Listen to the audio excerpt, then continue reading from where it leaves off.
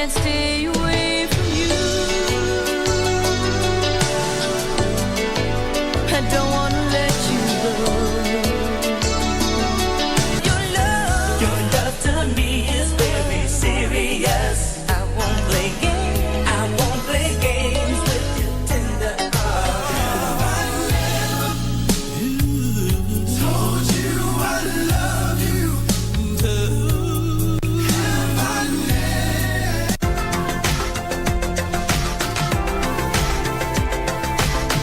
Normally when infants cry, they're crying because of distress. But in this scenario, they are moving, but they're making no noise. Remember, there's a certain stage infants reach where they're curious and they put everything inside their mouth. Huh? So if you see them having that kind of actions, you suspect they're choking. Face down. Face down. Okay. And you hit just between the shoulders 5 times.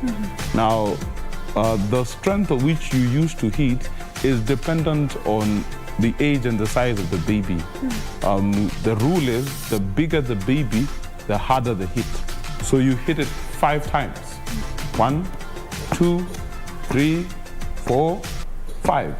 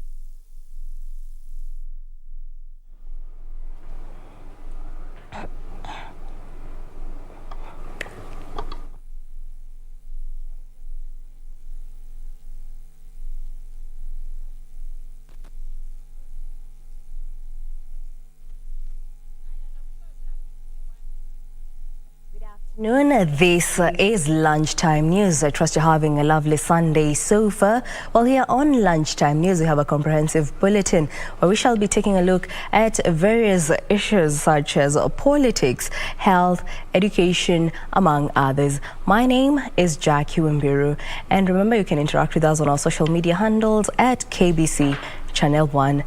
Now, to kick us off, we'll be crossing over to Thika Stadium, where Deputy President William Ruto, accompanied by his Kenya Kwanza Alliance co-principals Musalia Mudavadi and Moses Wetangula of Ford Kenya Party, are set to hold a mega rally at Thika Stadium. The rally will be attended by all UDA aspirants ahead of Tuesday's National Delegates Conference at the Kasarani Stadium. The rally comes just a day after Deputy President William Ruto's presidential bid was cleared by the United Democratic Alliance's National Executive Committee.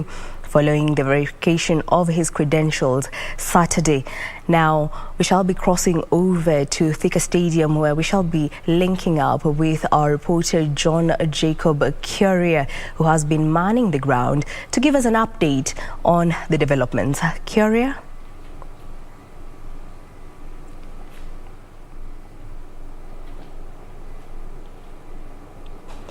Now, Curia, if you can hear me, kindly bring us to speed on the developments. Thank you very much, Jackie Wambiru. Black Hat Broadcasting has indeed been coming to you live from the Thika Stadium. This will be the venue of the Kenya Kwanza rally happening here. And in about 2 or 5 minutes, the Deputy President, William Ruto, will be joining his supporters here together, the Kenya Kwanza Alliance. They have just concluded a church service in Gashororo, Juja constituency. And, you know, the Deputy President talking about churches and the more reason why churches need not be regulated, and that was his message in the church, accompanied by Musalia Mudavadi of the ANC party, as well as Moses Wetangula of Ford Kenya, and other leaders of the UDA party, as well as Chama cha Kazi. Moses Kuria's Chama cha Kazi is also joining Kenya Kwanza officially today, and in a bit we'll be seeing them from that stadium there when they come in, to talk to their supporters. Their message yesterday was as regards the border crackdown. Obviously, that has been halted by government. It will be interesting to hear what the messaging today will be from the Deputy President. But what we have gathered so far is obviously that question of churches being regulated or not, and the Deputy President saying once he assumes power, churches will not be regulated. There will be no regulation of churches then, because there's freedom of worship in the country. That was his message in Gashororo, Juja constituency. But for now, what we've been doing here generally is to wait for the arrival of the Kenya Kwanza platoon that are expected here any moment from now. This is Thika, within Thika constituency, or Thika town constituency in Kiambu County, and it will all be quite a huge message, obviously coming a day after the Azimio la Umoja convention that endorsed Raila Odinga as its presidential candidate. Is here where we get the Kenya Kwanza lineup? That will be the interesting question today. But for now, we take you back to you, Wambiru. We will be coming here live again once the Deputy President and his team arrive here. Jackie. Well, thank you so much, John Jacob Curia, for that update. He is coming live from Thika Stadium, where Deputy President William Ruto, accompanied by his Kenya Kwanza Alliance co-principals Musalia Mudavadi and Moses Wetangula, are set to hold a rally at Thika Stadium. We shall be bringing you developments as we proceed. For now, we take a look at a section of the political class from the Mount Kenya region now want residents from the vote-rich region to only elect political formations ready to deliver on pledges made ahead of the elections. The politicians who have continued the push to have alternative parties in place say people-driven leadership is the best way to go, and parties should not be folded in favor of alliances.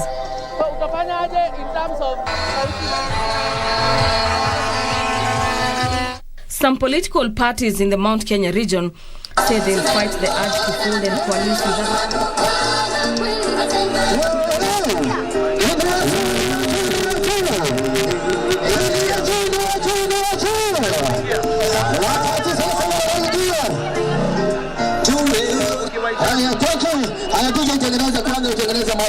alafu jamaa kuna kitu anatusumbua. Tafadhali wewe unatusumbua. Toa hiyo kitu kabisa, unatusumbua. Toa hiyo kitu tafadhali. Security, ule mtu ameshika hiyo kitu, finya wewe, weka huko. Toa kabisa, tunataka ile.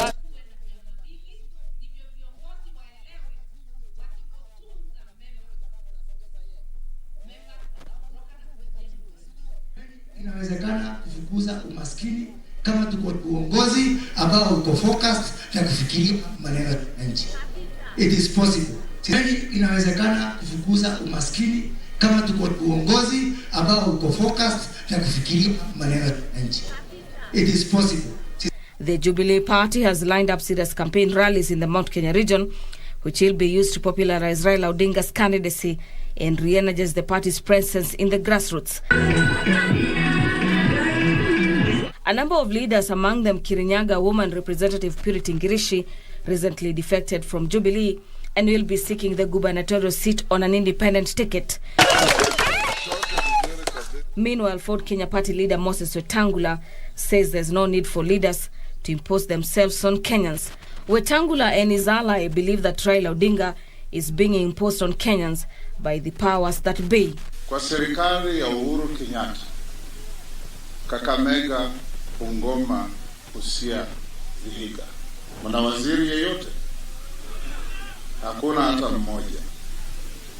Na vile tunaenda, tunajua where we are going, there is much better for us, na tutawaletea mambo mazuri. So Wakenya mchanuke, mchakue yule mtu mnataka kwa hiari yenu, kwa mafikirio yenu, because that is going to be your president.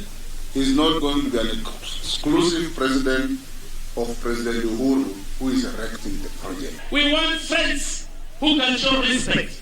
And the Mulebe Nation, come 2022, we are behind William Samoei Ruto. For Lunchtime News, I'm Gladys Mungai. Still on matters of politics, a section of the clergy is calling on the political class to tame their tongues and avoid remarks that may incite violence among communities.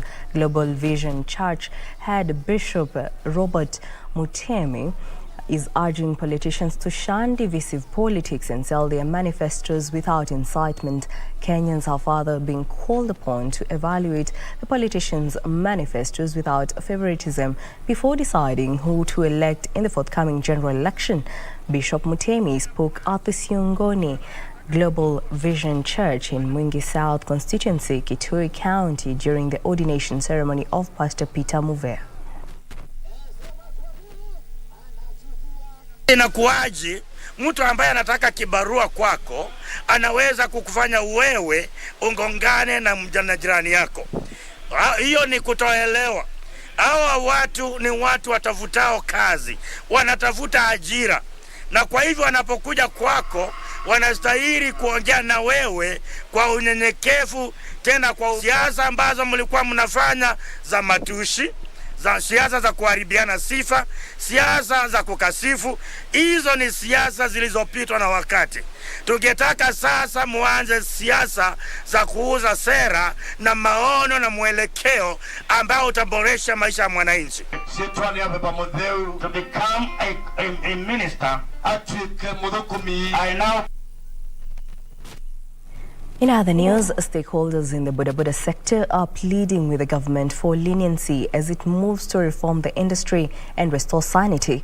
They are also urging the government to consider sensitization programs for operators to ensure compliance with relevant laws.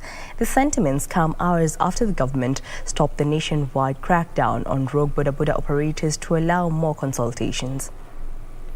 Chamber of Commerce Youth Leader James Anyango says sensitization of Boda Boda operators is one of the ways of helping players in the industry identify criminals within the sector. Kama vijana wetu kama serikali, nitakana waelimishwe kama kitengo cha traffic. Wanaita boda boda hata once a month or once a week. Wanaelimishwa, wanafundishwa maneno ya barabara. Nafikiri hiyo itasaidia kuliko ile blanket condemnation. These sentiments were echoed by Boda Boda operators who said such initiatives will help them learn and observe traffic rules and regulations. Hii mambo ya driving school hiyo, kwa nini serikali yetu hamwezi kufanya ikuwe open and free to all Boda Boda ambao katika serikali ya Kenya? Sio sisi wote tunafanya makosa. Kuna mwingine anaweza pitia maybe ana overtake wrong side. Hiyo na sio boda yote, moja mwenye hajaenda shule. So asituchumulishe pamoja maboda wajui sheria za barabarani. Treni zinapeanwa ziko juu sana. Ukiangalia ile ambao wanapeana kwa pikipiki na gari almost inaenda the same. Ingekuwa vema ili waweze kuweka ada chini ili insurance zinapopeana na pia hiyo driving license vijana wanaweza kugaramia ili nafasi hiyo isije ikawafanya vijana wengi wakaingilia katika mambo mengine ambao si. On Saturday, the government stopped the nationwide crackdown on motorcycles and operators except for Nairobi Central Business District. Jacqueline Masharia for Lunchtime News. Parents of Kinyango Primary School in Dandora area of Nairobi County have decried what they have termed as mismanagement of the school and graft. The aggrieved parents say the situation is threatening the academic future of pupils from underprivileged families and are calling on the government to intervene. Trouble is brewing at Kinyango Primary School in Nairobi's Dandora area. Parents at the institution held protests seeking the removal of 5 directors whom they accuse of misappropriating school funds. Na tunasikia uchungu sana watu 5 kutaka kuangusha shule yetu ya community. Na hii shule ni ya wazazi, sio ya mtu binafsi. Na mtu anaingilia shule yetu, sibuliona amebadilisha jina ya shule kutoka kwa community mpaka personal property. Lazima tu protect shule, ni kweli? Wale watu ambao ni wafisadi tunasema waende nyumbani. Wenye waliambiwa wa step aside wakakuja wakaanza kufuta walimu wengine kama head teacher wetu mwenye tulikuwa tumejua alikuwa anapeleka shule vizuri, watoto walikuwa wanapita. The parents lamenting that donors have threatened to withdraw their support, a situation they fear will affect academic progress of hundreds of underprivileged children at the school. Ule dona amesimamisha misaada yote, na ikiendelea jinsi ambavyo ilivyo sasa, tuna uhakika ya kwamba hii shule yetu bila msaada wa ule mfadhili hakuna kitu ambacho tunaweza kukifanya. Manake vile nimesema ya kwamba huwa watoto hapa wanarishwa, huwa wanapata masomo bila malipo yoyote. Education yote department igirie kati itusaidie. Hii shule yetu ikisemekana imeisha saa hii, watoto wetu wote wataenda kuwa chokora, wengine wataenda kuwa waizi. Utapata mtoto wako na miaka 8 lakini amejua kuiba. Nasio Kware, Lunchtime News. Soin Sigowet Constituency Member of Parliament Kipsengeret Koros is on the spot over delayed disbursement of the National Government Constituency Development Fund bursaries. Residents are accusing the legislator of playing politics with the kitty, claiming he wants to give scholarships to college students only because of their eligibility to vote. Led by Dr. Willie Chapkuto, the residents called on Koros to unconditionally release the funds for the benefit of deserving secondary school students.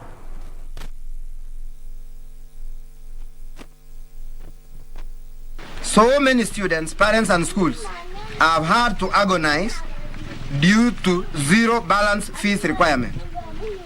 Elsewhere, similar bursaries have been released.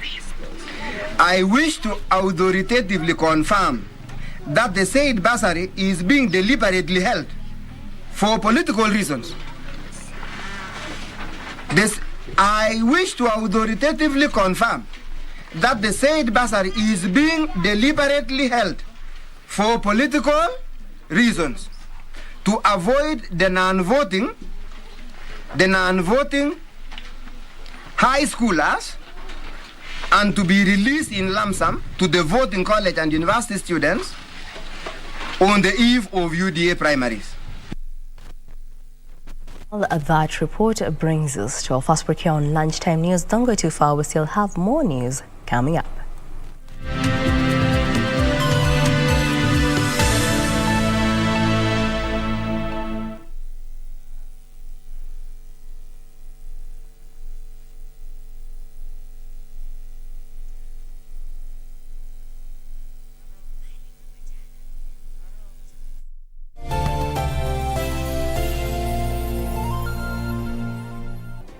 Do you have a news story to share with KBC? Get in touch swiftly on email news@kbc.co.ke or call 0723 892 654 or 0734 780 124.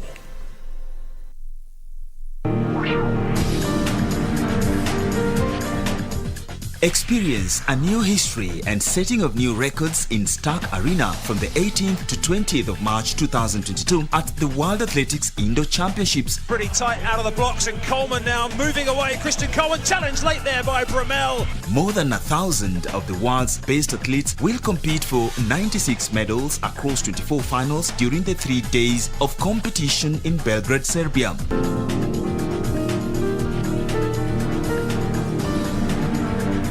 Kenya has a formidable team of 10 athletes, amongst them Africa's fastest man, Ferdinand Omanyala. It is going to be a blast, live and exclusive on KBC Channel 1. KBC Channel 1, your true sports partner. Mundos divididos por una sombra de traición. Did you come up with that ridiculous lie, huh? Tell me the truth! I demand that you tell me the truth, Julio! Tell me that you're lying!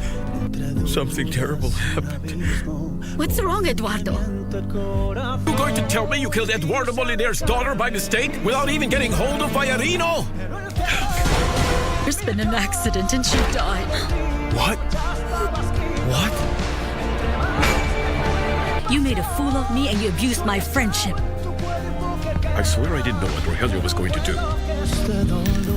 Lying heart. Fue sembrando el veneno y la ambición.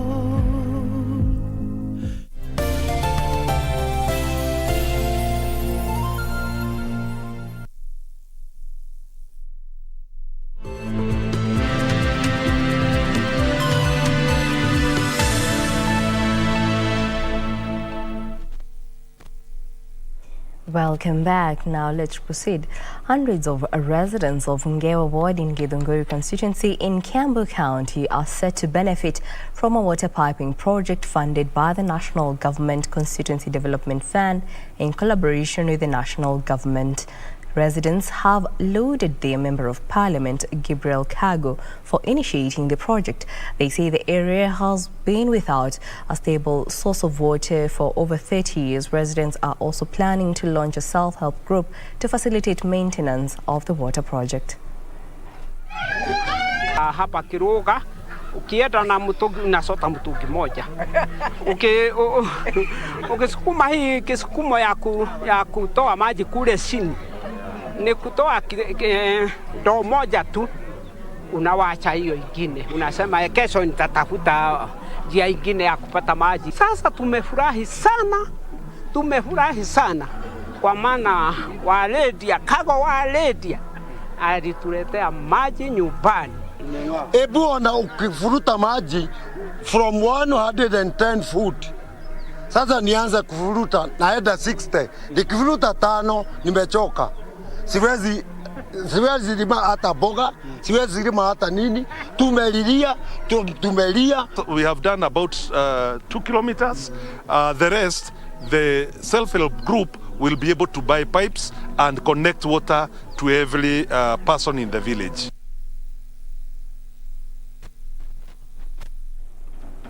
The Association of Artists and Comedians from Nyandarua County has pledged to compose talents to preach peace during the campaign period in the run-up to the general election. Former Water, Sanitation and Irrigation Cabinet Secretary Cecily Kariuki, who is eyeing the gubernatorial seat in Nyandarua, noted the artists have a role to play in advocating for peace due to their influence of the public. The artists say they will traverse the whole country, sensitizing Kenyans to come out in large numbers and vote on August 9th.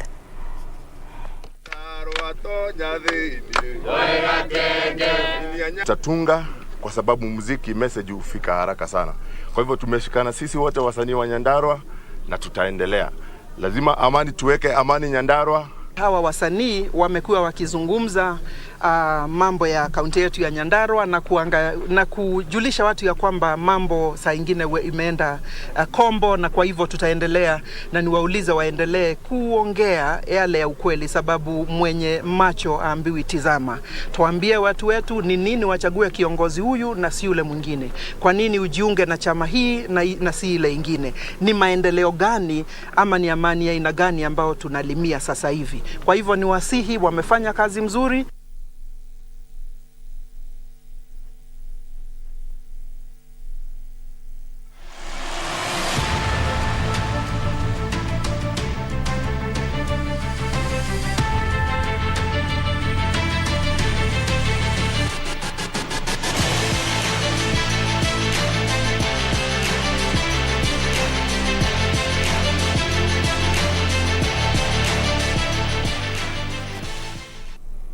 Now in the sports arena, national men's volleyball team left attacker Dennis Omolo has joined Majay Sports Club of Oman. Omolo was part of the national team that made history after they stunned Egypt by 3-2 during the African Nations Volleyball Championship in Rwanda last year. Omolo joins a growing list of Kenyan players who have turned professional. Others are Brian Mele, who turns up for Albania's side, Partizan Tirana, Abiud Chidcher, who is away in France with club Grand Nancy, middle blocker Simon Kipkorir Kosirai, who recently joined Saudi Arabian side Ali Bitsam, Michael Chemos, who is attached to Mouloudia Sportive of Tunisia, and right attacker Enoch Mogeni, who is away in Egypt with club Smohar.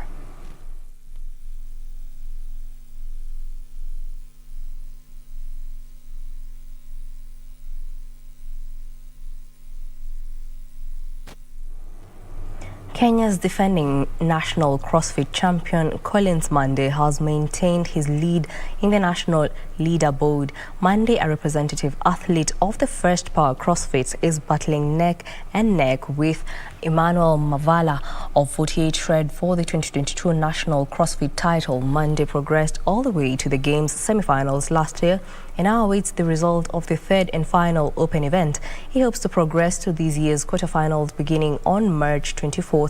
Over a 3-week period, the CrossFit Open gave athletes a chance to challenge themselves and shine on a global stage.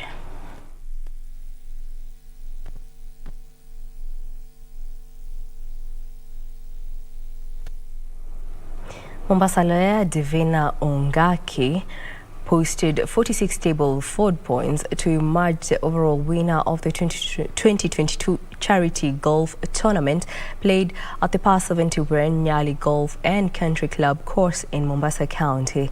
Playing off handicap 40, Ongaki beat a team of 184 golfers in the day-long 18-hole tournament organized by Friends of Aga Khan Academy Mombasa under the Talent Identification Program. Handicap 22 Oliver Kabure was the main winner of the count-back score of 43 points. Handicap 25 Tom Soigwa was placed second, while handicap 45 Kayum Shiraz was third on 41 points. Mary Kandu, playing off handicap 13, survived a count back to win the ladies' prize on 38 points. Program is to help us to give high quality education to young people from the coastal region who cannot afford excellent education, and the program finances their studies for 7 years and gives them access to high quality universities when they graduate from the academy. Every hole is a sponsor. Some of them are 250,000 shillings a hole, others are 500,000 shillings a hole. They've all been taken. On top of this, there are other institutions and organizations which have given outright donations.